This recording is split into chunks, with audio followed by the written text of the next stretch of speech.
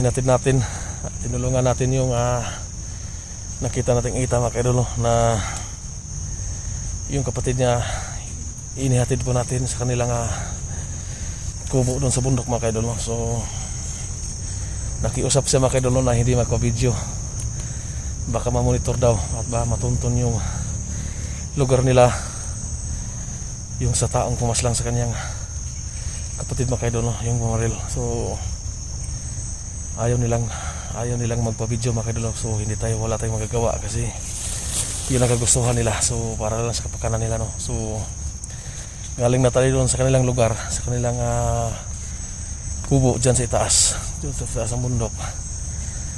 So mabuti naman na maganda pa yung pakitungo nila sa atin.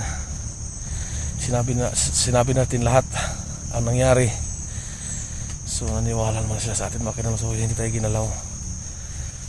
So ito, nagpapaalam po ako na bababa muna kasi may tutulungan pa tayo na kasamahan nating hinahanap natin ngayon.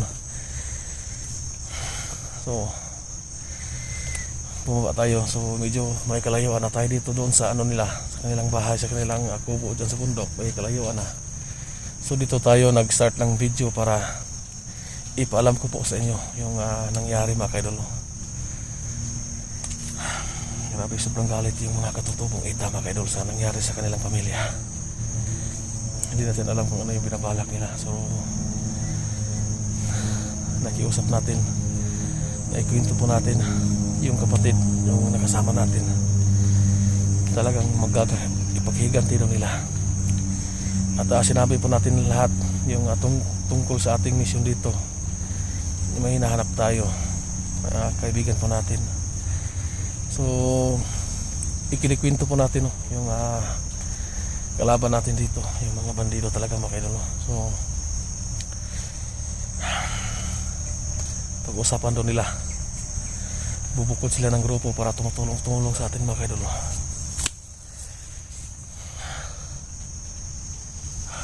Sana sa pagbaba natin maging matiwasay po yung papa natin na wala po tayong masamang mangyari dito. So may narinig po tayo mga ingay na sasakyan dito, parang andun sa baba. So sa tingin po natin na may kalayuan pa.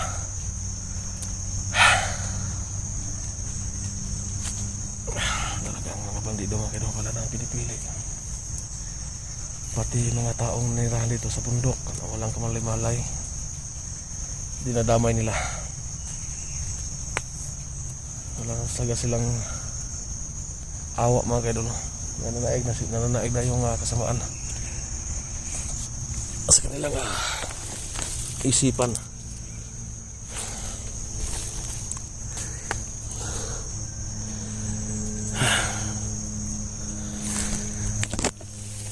So dyan tayo galing. So dito papahinga muna tayo dito.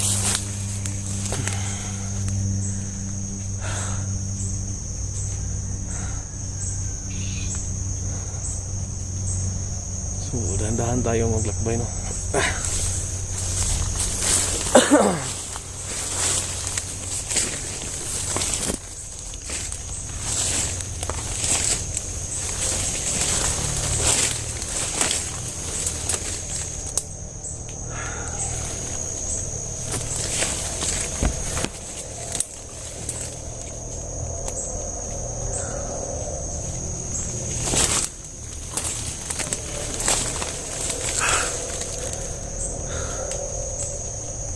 Tingnan po tayo mga busis na sasakyan.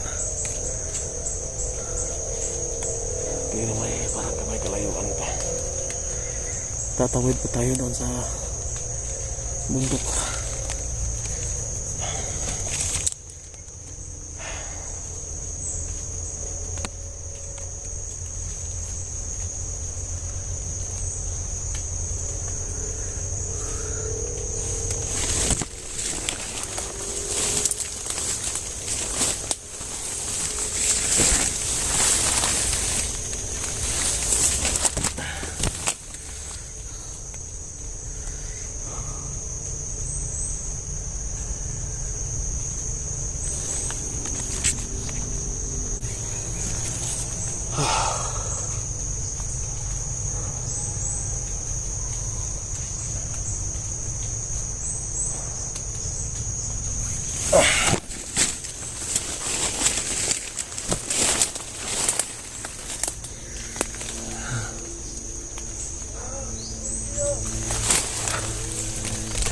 maingay tayo na. Maingay tayo na. Maingay tayo na. Narinig dyan banda.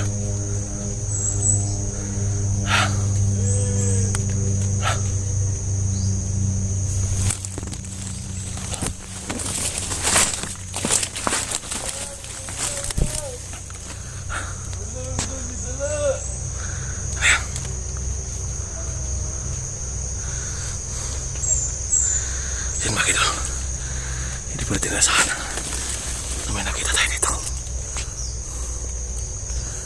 Ayan.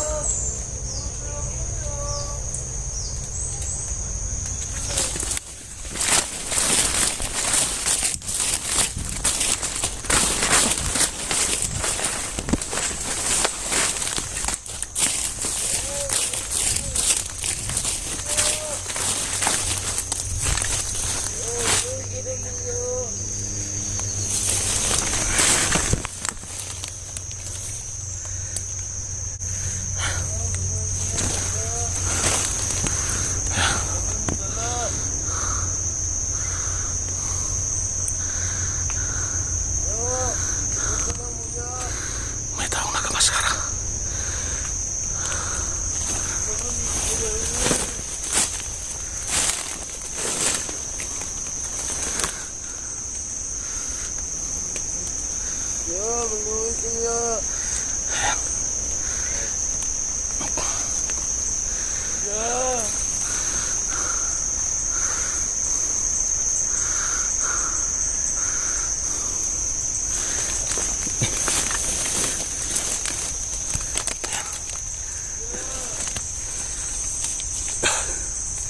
Ano kaya ibig sabihin nito?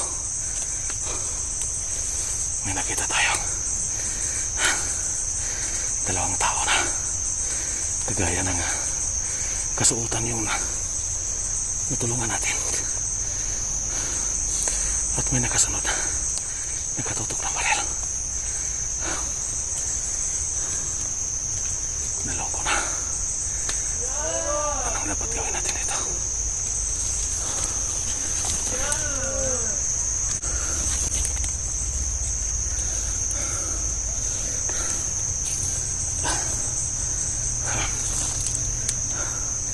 Anong gawin natin dito? Target natin pababa na tayo pero hindi natin nanasahan na may makita tayo dito. Kaya ang gagawin natin dito, susundan natin kung ano yung gagawin niya. Pero hindi po tayo pwedeng lumapit. Baka may mga kasamahan to. Hindi natin kabisadong lugar na ito. Baka mapahamak tayo dito. Ang gawin natin dito, magmasid muna tayo. Hanap tayo na Jimpo kung anong dapat gawin natin.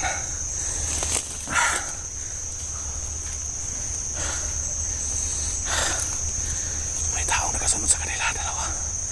Dalawa yung parang nakatali. At may nakasunod. Nakabalot yung mukha.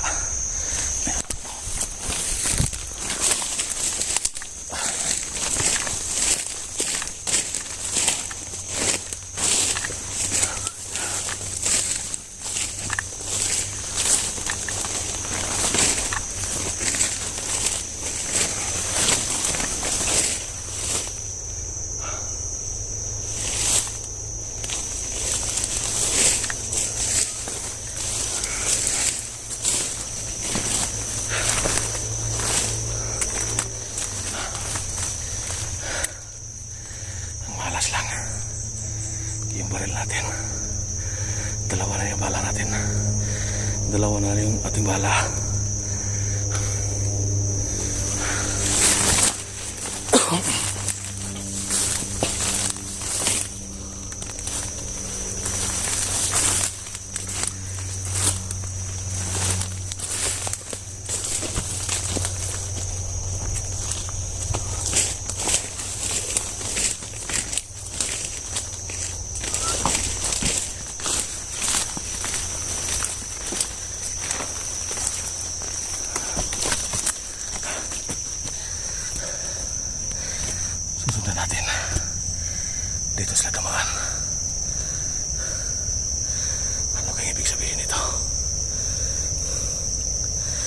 Baka itong taong ito, ito yung bumaril sa mga ita ito.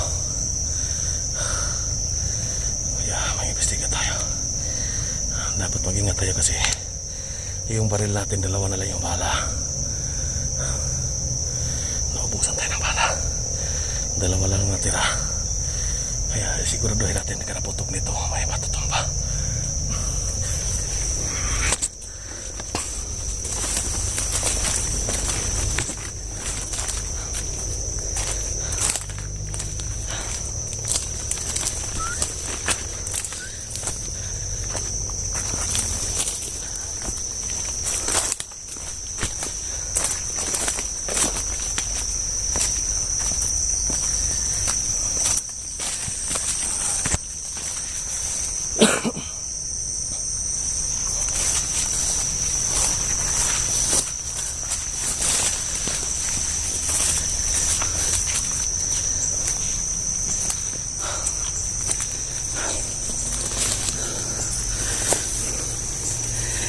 Ito yung nagpunta.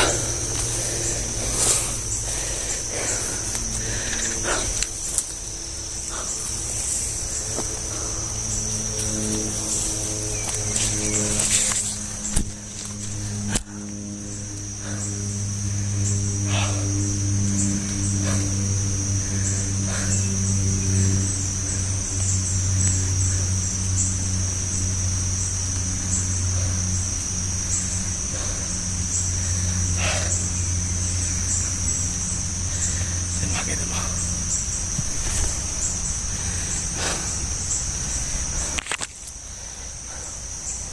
Ano kaya ibig sabihin nito?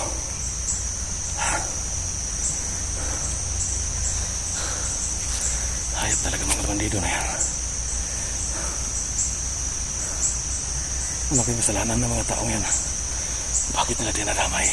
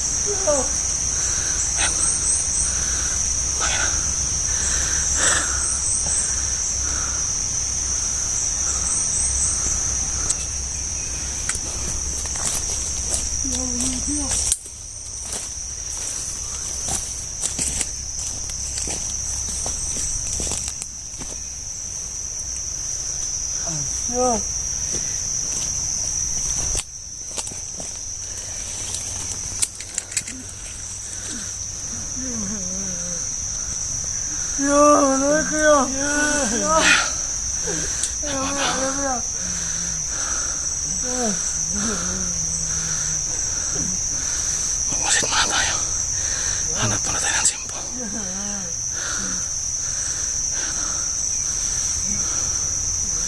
Ayan.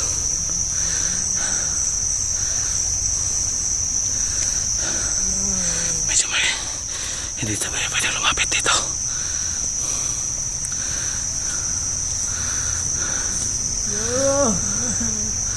Nandun ni Salaya.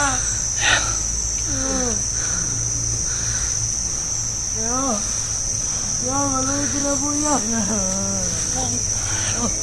Bangun.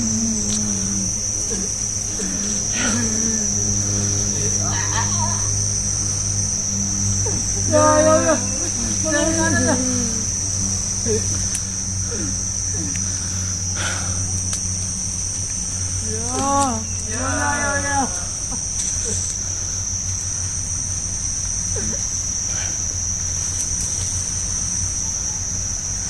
Ya. Umalis sila.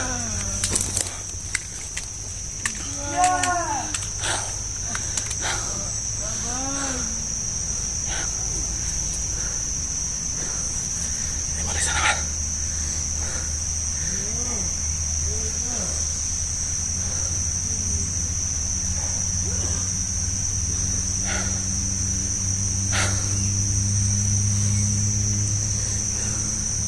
Susundan natin kung saan niya dadalhin. Wala natin magagawa dito. Susundan natin to. Dalawang hita yung dala niya.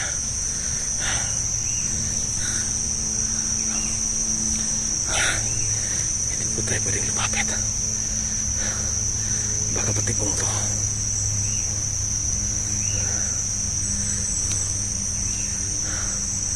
Ano ba ibig sabihin ito?